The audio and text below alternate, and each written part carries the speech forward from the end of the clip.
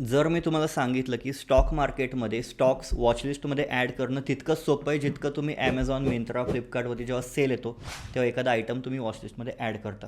तर यासाठी सिम्पली तुम्हाला काय करायचं आहे, तुम्हाला तुमचा ब्रोकर ओपन करायचा आहे आणि ब्रोकरमध्ये गेल्यानंतर वॉचलिस्ट हा ऑप्शन येईल, त्यामध्ये जायचं आहे. सो त्यामध्ये तुम्हाला काय एक सर्च बार दिसेल. त्या सर्च बारमध्ये जाऊन सिम्पली तुम्हाला तुमच्या आवडीचा स्टॉक और ज्या स्टॉकवरती तुम्ही लक्ष ठेवण्याचा प्लॅन करताय तो स्टॉक टाईप करायचा आहे. जसं की टाटा मोटर्स मी इथे टाईप केला. त्यानंतर तुम्हाला दोन ऑप्शन्स दिसतील, एक असेल बी एस सीचा, एक असेल एन एस सीचा. त्या दोनपैकी तुम्हाला काय एन एस सीचा ऑप्शन चूज करायचा आहे.